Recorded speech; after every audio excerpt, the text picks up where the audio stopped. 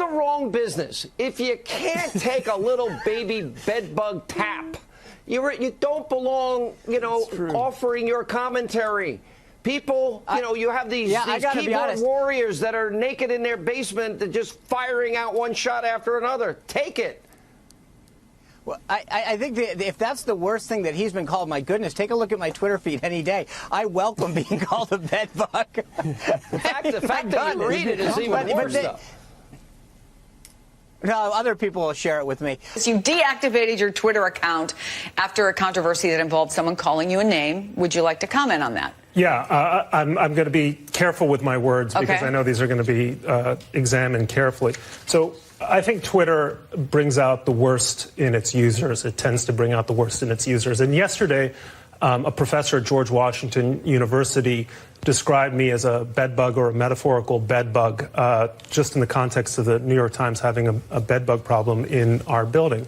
And I think that kind of rhetoric is dehumanizing and totally unacceptable, no matter where it comes from. Is that the worst thing that you have ever been called on social media? There's a bad history of being called, of being analogized to insects that goes back to a lot of totalitarian regimes in the past. Well, I would welcome the opportunity for you to come to my home. Meet my wife and kids, talk to us a few minutes, and then call me a bedbug to my face. The president went on to slam Stevens, saying he's now quitting Twitter after being called a bedbug, mocking him as a tough guy. I mean, I really like that first one with Sean Spicer, first sort of reasonably mocking Bret Stevens for freaking out they've been called a bedbug. And then he's like, oh, why do you read what people call you on Twitter? And then he pretends that he doesn't. He's like, oh, I don't. People tell me, right? Other people read the tweets. They tell me what I'm being called. But it is really worth emphasizing that the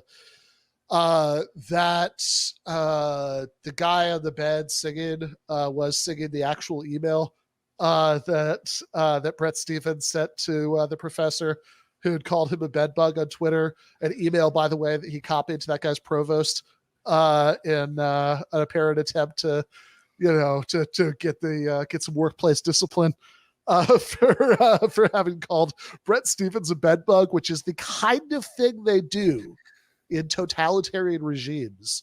They call you a bedbug.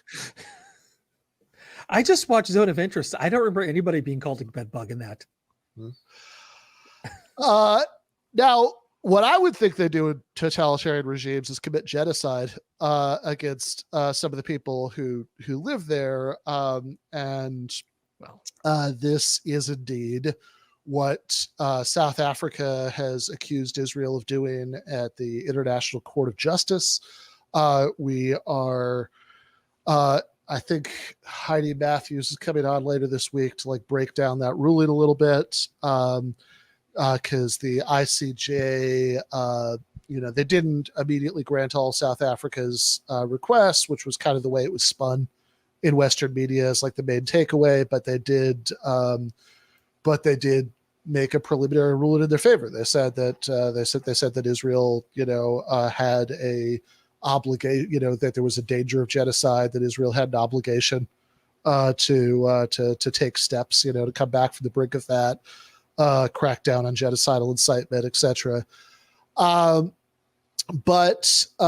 Bret Stevens thinks his position is that there is just that there's just nothing to this, that this is absurd. He has this article in the New York Times called "The Genocide Charge Against Israel is a Moral Obscenity." And this is, I think this is pretty striking, and this is worth going through just because there are so few attempts to actually rebut the merits of the charge. And the ones that exist, as we'll see with the Bret Stevens case, are pretty half-hearted. There's also Alan Dershowitz, also did one in Compact, which I wrote about for the Daily Beast, that so there have been a few of these, but like most people don't respond to the merits at all, right? Even I wouldn't call this an attempt to rebut, because I don't think that anywhere in this article does he discuss. If I mean, I'm looking through it again. It's about 700 words long. Does he discuss the arguments made by South Africa or the evidence presented by South Africa? So I don't even think this counts as an attempt to rebut the case put forth by South Africa. Yeah, he does a little bit here and there. Most of what he does isn't particularly accurate. Anybody who wants to can actually read the South African filing for themselves. It's 84 pages long. And it's pretty detailed, and the vast majority of what it says is not addressed here, right, whatsoever. But I do want to go through what he does say, right? This is kind of the version of the no genocide to see here that's being marketed to the libs, essentially, right? That it's been put in the New York Times, right? This is supposed to be the kind of respectable version to make people pause in the middle of drinking their lattes and think, oh, maybe he has a point. So let's just kind of go through this reading series style. He starts out with a paragraph of whataboutism. He says, in recent decades, as many as 3 million people perished in a famine in North Korea that was mainly government-induced. Hundreds of thousands of Syrians were gassed, bombed, starved, and tortured to death by the Assad regime. An estimated 14 million were forced to flee their homes. China has put more than 1 million Uyghurs through gulag-like re-education, a thinly veiled attempt to suppress and erase their religious and cultural identity. But North Korea, Syria, and China have never been charged with genocide at the International Court of Justice. Israel has. How curious and how obscene. So just like initial thought about this, if you, somebody, if a murderer is arrested and their defense is that there are several other people who got away with murder that they know of, that doesn't really seem like much of a defense.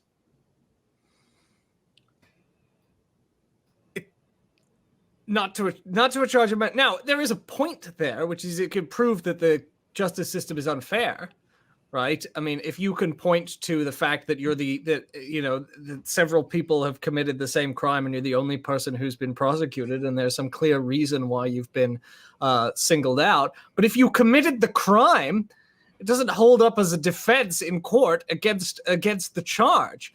And obviously, this is the classic case of what is called whataboutism, which is where you just don't address the merits of the argument being made. You just go, well, look at these other things. Yeah, exactly. Yeah, and when you're debating, if you spent time debating Zionists, or if they know you go to protest, they say why, it's maybe even more ridiculous in those cases, but they often, because they have the same talking points that they run through. And what I think, and then one of them is like, why aren't you out there debating China? Which is, I think that's this point, as bad as it is maybe slightly better than that one, but it is one. Or the other one is like, well, what about like Egypt's role and what's going on? You know what I mean? And then I'm just like, all right, like I'm not saying I'm an expert in that, but that seems bad too, man. Like, what do you what do you want? So they're just not the main driver of the conflict, but it's like they're just trying to get me to say like, why am I obsessed with Israel over all these other bad things? I mean, the Egypt thing is also particularly ridiculous because Egypt is run by a military dictatorship that's backed by the United States with massive amounts of foreign aid, which are to a great extent a payment for siding with the U.S. and Israel and stuff like this. Yeah, exactly. Which is what I looked into after someone said that to me, and I found that out. Yeah, and really like the sort of darkly funny thing is that up until a couple of weeks ago, when the U.S. started bombing the Houthis, when people would try to do this kind of whataboutism, they would often be like, oh, why weren't you protested, when Saudi Arabia was bombing Yemen? Which is like a little bit funny because actually there was quite a bit of left-wing activity about that. There was a whole war powers resolution spearheaded by Bernie Sanders to try to stop U.S. involvement in Saudi Arabia's war in Yemen. But also it just seems like the takeaway at best should be, yes, these are some other terrible things that there should probably be more protest about. Okay. That, that doesn't tell me that there should be less, that like, oh, Israel should get a mulligan for genocide, and, that because other people haven't been criticized as much. And, I mean, it's funny. I actually wrote an article for Current Affairs, actually, a couple of years ago called Is Whataboutism Always a Bad Thing? And, my point there is that, the sort of mere making of analogies and sort of thinking through, okay, what if it were us, whatever, stuff like that is often sort of framed as whataboutism in a bad way.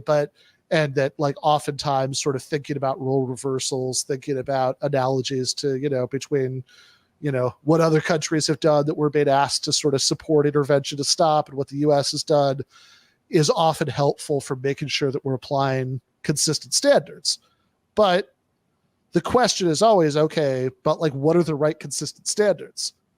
And so if it's, I mean, these cases are not all on the same level, but if it's, if it's countries X, Y, and Z have committed terrible crimes, and, let's say for the sake of argument, that's like God in less opposition than Israel, then well, one adds, even if there's a real inconsistency there, you can always resolve the inconsistency in multiple directions, right? You could either be less upset about Israel, right? You could say, oh yeah, and it's all fine. All of these things are fine, or none of them are fine, right? Those are both ways to resolve it. And I think the real issue is going to be, okay, well, have you given us any reason to think that they're all fine, right? Like, and I haven't, I haven't heard one here. It seems like, it seems to me like, none of this is okay. And, if the United States had been, doing emergency shipments of guns and weapons, and money to Assad, Syria, to make sure that they didn't run out of barrel bombs while they were committing these atrocities, that would have been bad and people should have protested. Also, like North Korea and Syria don't seem like they're part of like the conversation of like what Western, first world or whatever like term you want to call like the lumping of like Europe and America and Israel and maybe a few other places in with Syria is a close ally to Russia, if I remember correctly. And for sure, North Korea has like ties with nobody. China is like painted as like as a bad guy for everybody. So like it's not like this is supposed to be like the world's, everybody's supposed to like Israel. Like that's what the media keeps telling us, is that Israel is our friend. And certainly the if you're an American citizen, I mean, it's kind of the first commandment of Noam Chomsky, right? That you have the your sort of primary focus should be on the crimes that are being committed by your country, because if you have any sort of influence at all, it's going to be on that and not on crimes that are being committed by enemies of your country. And in this case, we are talking about crimes that are being committed by the United States. I mean, this is not the United States is at every level facilitating this, and the weapons are being manufactured here. Money is coming from here. The United States is providing diplomatic cover. The United States is bombing Yemen to try to break the Houthi, naval blockade on Israel, right? So this is ours, right? Like if the United States started actively supporting crimes that were being committed by North Korea, that would be bad, but that also hasn't happened. Well, yes. I mean, that would explain why America should pay attention. I assume a defender of Israel would say, okay, well, That's why you as Americans pay attention. But what about South Africa? Why would South Africa bring this case against Israel? To which I think one of the clear answers is this is actually the worst thing that is happening in the world right now. Right? He says, like, in recent decades, there was famine in North Korea. Like, right now, if you look at the obliteration of Gaza, the deaths, we know that more children are dying than what was it, in a couple of months than in all of the conflict zones in the world in all of last year put together, right? In Gaza in just a couple of months. The obliteration of infrastructure in Gaza has been on the level of Dresden in World War II. I mean, separate from the unique obligation that people in the United States have, there's also a reason why people who do not have the same kind of unique obligation still should put this highest in their priority, because it's the worst thing that is happening in the world right now. There is a human-caused famine unfolding in which millions of people are on the brink of starving to death. Yeah, absolutely. It's obscene because it politicizes our understanding of genocide, fatally eroding the moral power of the term. You just start calling every time that 1.9 out of 2.3 million of the people who live in an area are driven from their homes, and 90% of them are going days without food, and half of them are on the brink of starving to death. You just start calling all of those genocide, and obviously those are just things that are going to happen. So genocide isn't a big deal anymore. The war between Israel and Hamas is terrible, as is every war. But this, if this is genocide, what words do we have for the killing fields in Cambodia, Stalin's Holodomor in Ukraine, the Holocaust itself? Words that come to mean much more than originally intended eventually come to mean almost nothing at all.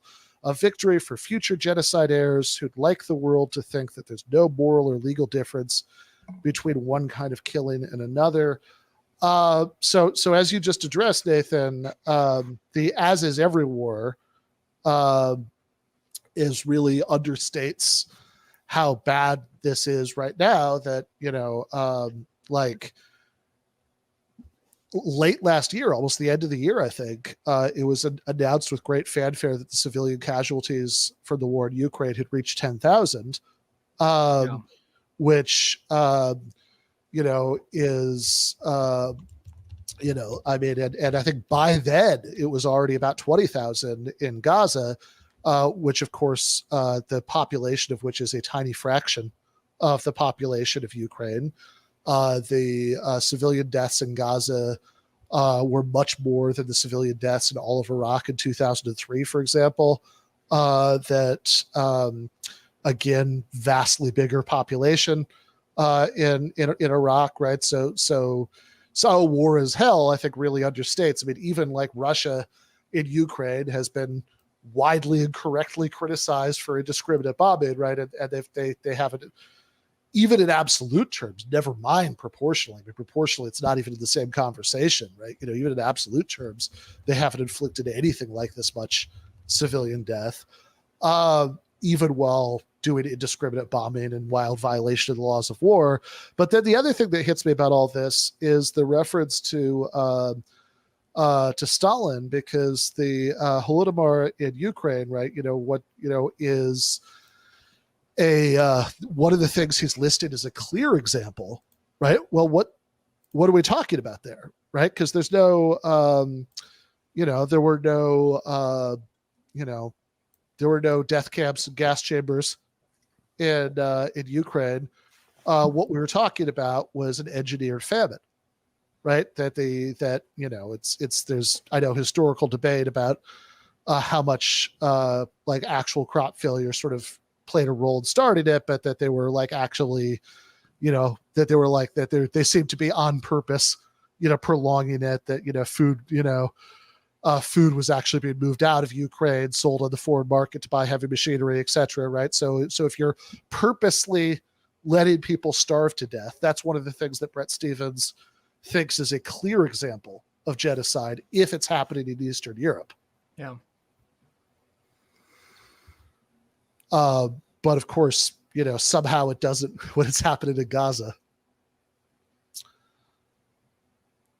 It's obscene because it perverts the definition of genocide, which is precise, quote, acts committed with intent to destroy in whole or in part a national, ethnical, racial, or religious group. As such, notice two key features of the definition. It speaks of acts, whereas part of the genocide case against Israel involves the misinterpretation of quotes from Israeli officials who have vowed Hamas's extermination, not the elimination of Palestinians, and it uses the term as such, meaning the acts are genocide only if they're directed at Palestinians, not as members of Hamas, or heartbreakingly as collateral deaths in attempts to destroy Hamas.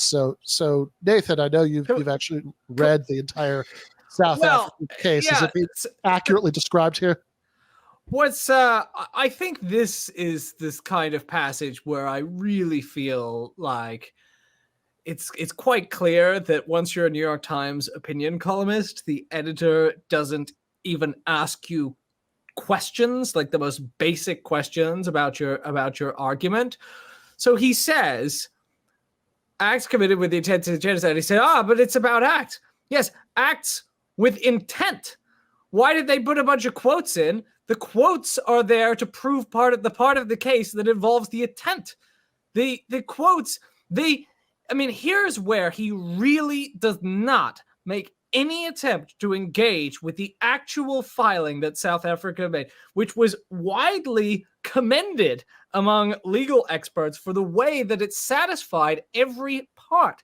What they did was they put in a bunch of quotes from high-ranking Israeli officials that proved the genocidal intent. All these quotes about how there's not going to be any food or water in Gaza, we need to have disease in Gaza, we're going to fight Amalek, all of this stuff to show genocidal intent. And then they showed all of the acts, and then they linked the acts to the intent. And so he's just being wildly dishonest here by saying, they gave all these quotes. In fact, it was a two-part structure. Here's all the stuff they said that shows they wanted to destroy the population of Gaza. And here's all the things they're now doing to destroy the population of Gaza.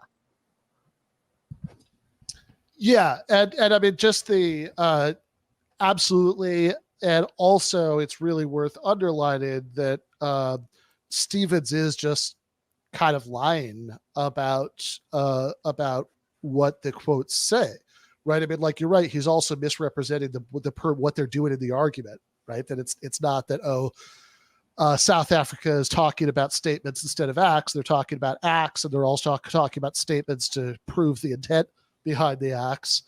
But he's also badly misrepresenting what a lot of the statements are, right? Because the statements don't just talk about going after Hamas. The statements, you have people like Isaac Herzog, who's the ceremonial head of state, is the president of Israel, who said there are no innocent civilians in Gaza. You have you have people in you have Benjamin Netanyahu, the prime minister, the ultimate decision maker in all of this, who compared Hamas to Amalek, which is an apparent reference to a passage in the Bible about destroying Amalek with not just the fighting, not just the soldiers, but also the women, children, and suckling babes.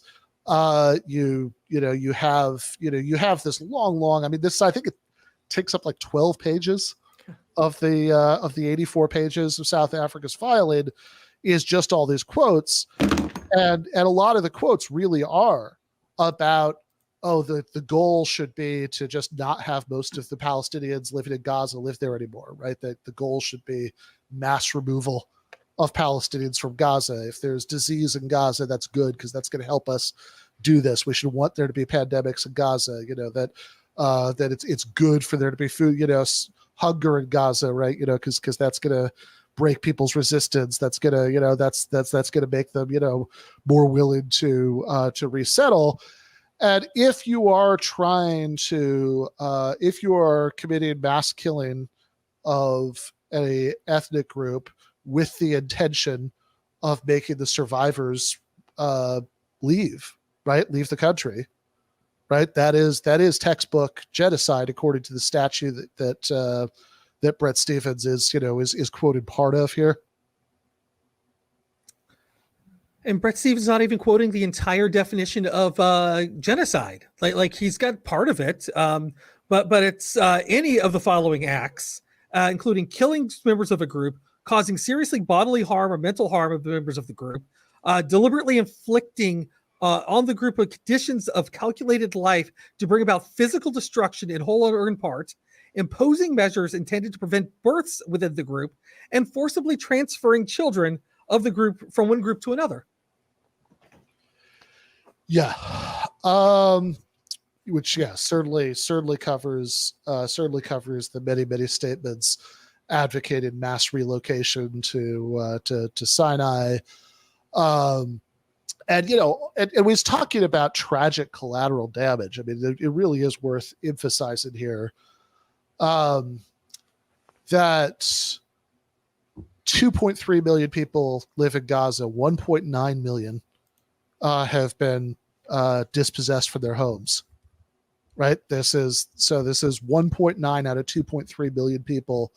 I think it might actually be more than that at that point, but that was the number that was being thrown around for a long time, who have been driven out of their homes by the Israeli campaign.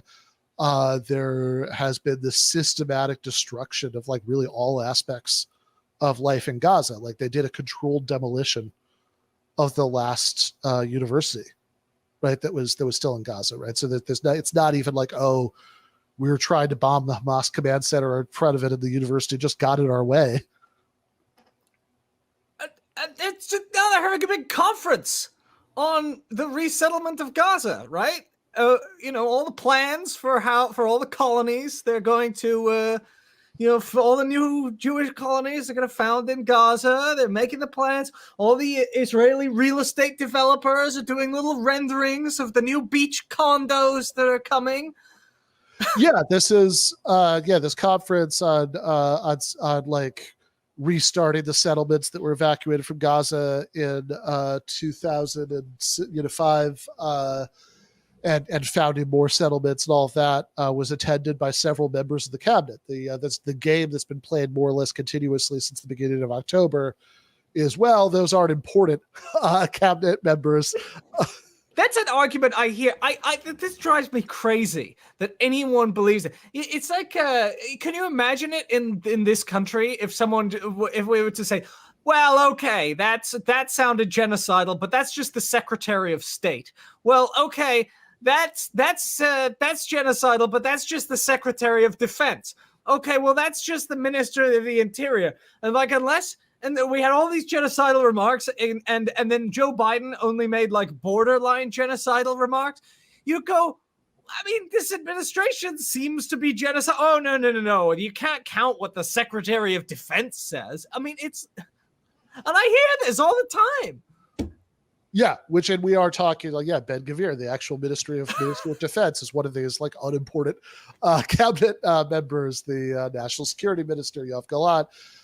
These are the people we keep being told, sort of don't really count because even though they're high-ranking members of the government, right? They have these really important cabinet portfolios. They're like the right-wing edge of the coalition. So so that doesn't tell you anything. Okay, so I don't know. That we need to go through the rest of this, but I do want to at least do, because it has, as it continues, it goes right back into whataboutism now about Hamas, which is I mean, again, if you imagine like lawyers representing Slobodan Milosevic when he was at The Hague, making the argument that like Croatian forces were also committing war crimes, that just would not be relevant to the validity of the charges that Milosevic himself was facing. But before he gets into all that, right, Stephens does make one more argument. He says, if Israel were, and you hear this one all the time, if Israel were trying to commit genocide, it wouldn't be putting its soldiers at risk or allowing humanitarian relief to arrive from Egypt or withdrawing many of its forces from Gaza. It would simply be killing Palestinians everywhere in vastly greater numbers as Germans kill Jews or Hutus kill Tutsis. Yeah. I mean, they're only admitting humanitarian aid under great pressure, right? So that part of it doesn't really work at all. Which is to say that it's quite clear that they would prefer not to let anything in. Yeah, I mean, when the war started, the unimportant defense minister announced what he called a total blockade, which he explicitly said meant no food, no medicine. And so, yeah, and they have not been letting much in. I mean, there is extreme hunger going on in Gaza right now. And this kind of argument that like you hear a lot is like, oh, well, if it were, real genocide, right, it'd be killing even more. And it is a little bit, I don't know if funny is the right word, but I mean, given that we are seeing killing in extreme numbers, like way, way beyond Russia and Ukraine, way, way beyond the US and Iraq, right? That this sort of, this hypothetical number that would be even higher is what they'd really be doing if they wanted to kill as many Palestinians as possible. But, I mean, there is a sense in which, look, I mean, Israel could just nuke Gaza, right, I suppose. But yeah, you were saying, Nathan? No, well, first off, they can't because there are there are outer limits on what Israel can do. And it often seems like they're trying to inflict as much as they could do given the constraints of the fact that, they do have to maintain the arms pipeline of the United States. Well, this is what I was going to say, right? Because it seems like the leap that's always going on in this argument is between, okay, if the only goal they were worried about was killing as many people as possible, then sure, they could nuke Gaza, they could set up gas chambers. But say that's like, okay, that's not the only goal that they have to worry about. Is it the same as saying that there isn't a goal of inflicting as much damage on the population of Gaza as they think they could possibly get away with, which is like already really stretching what anybody thought they would do? The other thing is, genocide does not have to be an attempt to destroy the entire population. It could be to destroy a part of the population. It could be to, as Netanyahu himself has been quoted as saying, to thin out the population. It actually seems like they have a pretty calculated genocidal plan, which is, well, okay, we're going to kill a lot of people, right? And we're going to create a humanitarian disaster. And then we're going to try and drive as many of the rest out as possible. It's a pragmatic genocide, right? It's like, okay, well, we'll slaughter a lot of them. We'll create a total famine-ridden, disease-ridden hellhole. And then we're actually going to pose as their saviors and say, well, we want to resettle these refugees. And look, they want to leave, and let's find them new homes. Yeah. No, exactly, and even Netanyahu has made statements about talking to various countries to see if they'll take in Gaza Palestinians, and there are again many unimportant members of his cabinet who have been very explicit about that as the end game, right? So that even the piece. I mean, Andy's right; he didn't quote the whole thing, but even the piece of the UN definition of genocide that Stevens quotes says in whole or in part, right? It's so it's not that you have to even attempt to kill every single one, right? If you're just inflicting mass murder against a national or ethnic group with the intention of reducing the overall population of that group, with the intention of inducing the survivors to accept relocation to another country, that is exactly the kind of thing that definition is meant to cover. I do want to also get to my favorite part. I really want us to cover my favorite part of this Bret Stephens article because it's the part that almost put a smile on my face with how I mean, it's deeply amusing because he goes to what are called the Hiroshima defense. Yes. After this, which is, well, if you think this is bad, the United States, let me tell you, in World War II, slaughtered German and Japanese civilians on an immense scale, and it was far more indiscriminate. But we don't accuse the United States of committing genocidal acts against civilians. And the reason I find this deeply amusing is that the United States obviously has never reckoned with its own record of horrible racist atrocities against the Japanese in World War II. Yeah, absolutely. And, you know, I mean, it's also not funny, but some sort of funny that so many of these defenses of what Netanyahu's doing in Gaza end up going back to World War II. In other words, end up going back to the last big bombing campaign that was carried out before the current laws of war were codified in the Second Geneva Convention, right? So specifically to make sure that nothing so horrible could ever happen again. Exactly, right? So, you know, if you're trying to make a case that what Israel is doing is consistent with international law, saying, oh, look at the stuff that we did before we had this international law codified is not really doing Yeah, but even taking that, right, trying to, I'm saying, you know, like,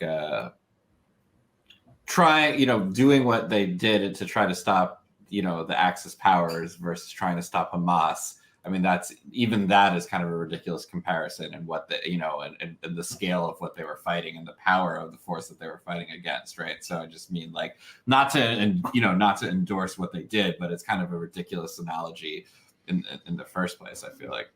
Yeah, no, I mean, that's certainly true. That, you know, that I mean, Hamas, you know, was capable of, you know, killing several hundred Israeli civilians, and, you know, taking, you know, a couple of hundred hostages, but they're certainly not capable of rolling through, you know, Israel even, right? Never mind,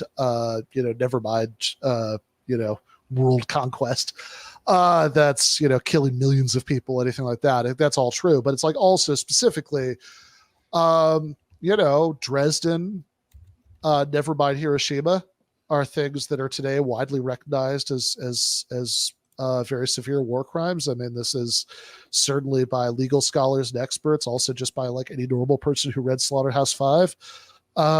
So, you know, I think that I think that saying, oh, this is just like that, you know, it again doesn't make the point that people think that they're trying to make. You know, I mean, really what it's a version of is what we always do, right? This is like the only way as Americans we seem to be capable of processing anything that ever happens in the world, which is to compare it in some way to World War II, right? That everything has to be World War II. So, you know, if, you know, like if you are a big supporter of Biden's policy in Ukraine, then Putin is Hitler, and the Ukrainians are the allies of World War II.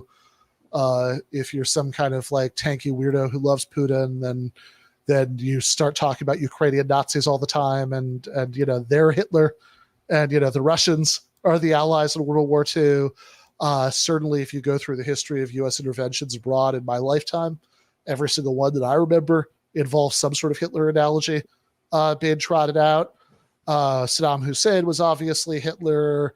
You know, Milosevic was Hitler. There was the, you know, Taliban, you know, Nazis. I'm old enough to remember when Manuel Noriega was Hitler. Yeah, lots of Hitlers. There's so many Hitlers. Yeah. I don't know. I just think maybe we want to raise the bar on Hitler. That like really, you know, to Hitler worked long and hard to become the symbol of evil in the world, and you don't want to just give that out like it's nothing. Yeah, I think Stevens was making that same case earlier. Like, you don't want to just keep calling people Hitler because it ruins the.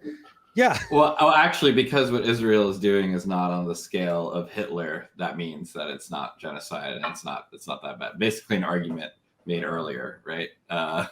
Yeah, which is like also, but it's also crazy because if you say, if you say something's not identical to the most notorious instance of a category, therefore it's not in that category, right? Like, so like nothing, nothing's an aggressive war if it's not as bad as, what the Nazis did in Poland, like it's, yeah. There's also something that's just bizarre about going like, man, if you think this is a genocide, this isn't a genocide. If we wanted to do a genocide, we could really do a genocide, or like, I only killed 2 people. So, I only had this racist mass murder was only 1,000 people, or only 2,000 people instead of 500,000 people. So it's just a totally bizarre way to argue. It's like the Crocodile Dundee argument. That's not genocide. This is a genocide. This is. Yeah. Nobody gives Jeffrey Dahmer credit for all the brains he did need. But I mean, this is like clearly the Convention on Genocide was written with the intention of casting a wider net than just things that were exactly the same as the Nazi Holocaust.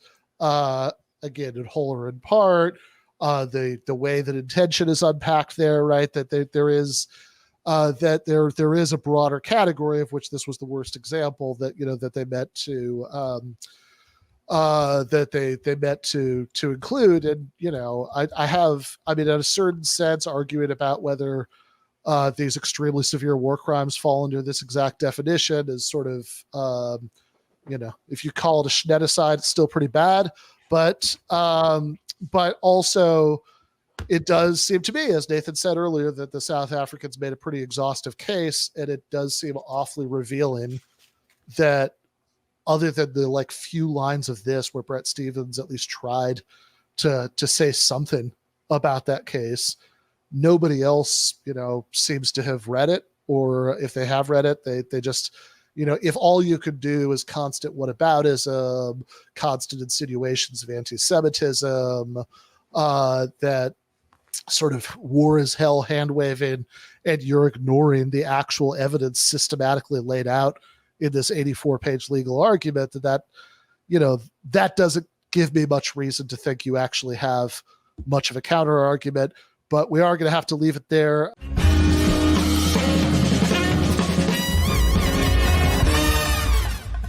You have been watching free public content from Give Them an Argument.